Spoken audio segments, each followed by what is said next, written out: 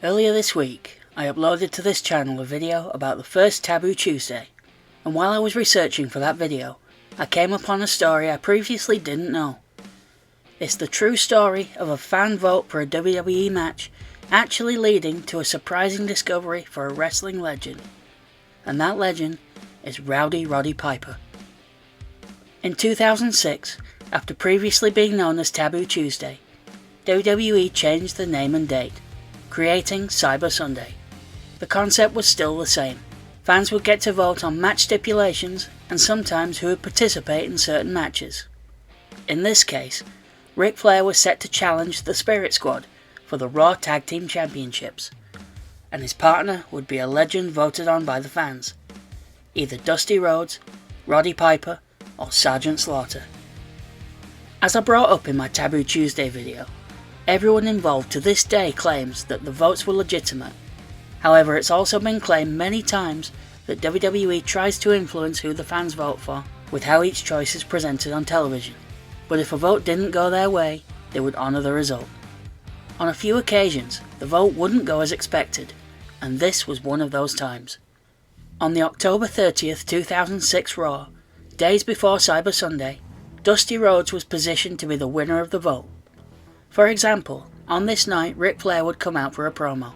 He would talk about the upcoming match before introducing, in order, Sarge, then Piper, and then Dusty.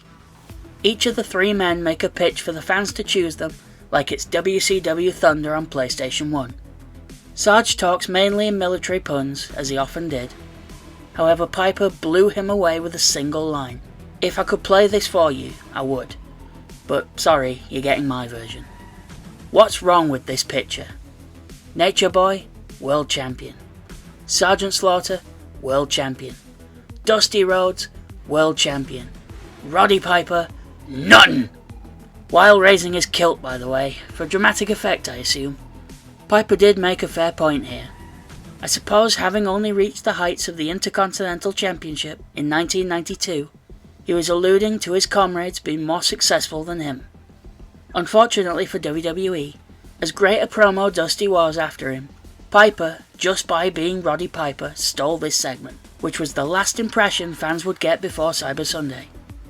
It also maybe doesn't help that to many fans, Piper was a WWE legend for many more years than Dusty was, and so many will have voted based on that. I, as a young fan at the time, wasn't as familiar with Dusty Rhodes as I was with Piper, and I bet there were a lot of fans like me. Looking back though, how amazing would a team of long-time rivals Ric Flair and Dusty Rhodes have been? It's not like Flair and Piper were strangers though. The two had a heated feud in WWE while Flair was there in his first run. Then in '99 they were co-WCW presidents in the truly dark days of Nitro that we don't talk about much. Another factor to Piper winning is that he had a small bit of history with the Spirit Squad, as on an episode of Raw 2 months earlier he had teamed with the Highlanders to defeat 3 of the cheerleaders. On the night of Cyber Sunday, November 5th, 2006 from Cincinnati, Ohio, Rowdy Roddy Piper would win by earning 46% of the vote, with Dusty getting 35 and Sarge 19. When the vote was announced, a sly grin came across the face of Piper as he headed to the ring. While he wasn't exactly in ring shape, Roddy and Rick don't just hold their own against the young cheerleaders, but they managed to win the Raw Tag Team Championships. Flair and Piper would make one successful defense of the titles on the following night's Raw, where they would defeat Rated RKO, despite the special referee being Raw GM Eric Bischoff. The Legends would prevail thanks to the help of D-Generation X, who were feuding with Orton and Edge at the time. Piper would even participate in the UK tour that happened in the following week, competing in 5 non-televised house show matches, each being he, Flair and the Highlanders defeating the Spirit Squad. Finally, at the end of that tour, on an episode of Raw taped in Manchester, England, Edge and Orton would get their revenge, beating Flair and Piper in a short match. In summary, Piper would wrestle 8 matches in 9 days.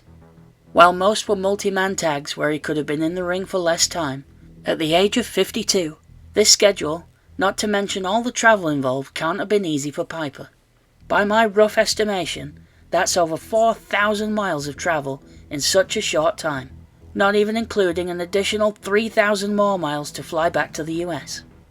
As the story goes, because WWE expected Dusty to win the vote, they didn't have Piper complete the medical check before he got in the ring, which would end up being a blessing and a curse. In a 2021 episode of Something to Wrestle, Bruce Pritchard told a story of an encounter with Piper while on that UK tour, where something was clearly wrong with him. Roddy was said to be in intense pain throughout the tour, and would reveal in private to Bruce purple skin around his kidneys, which nobody else had seen because he wrestled with a t-shirt on.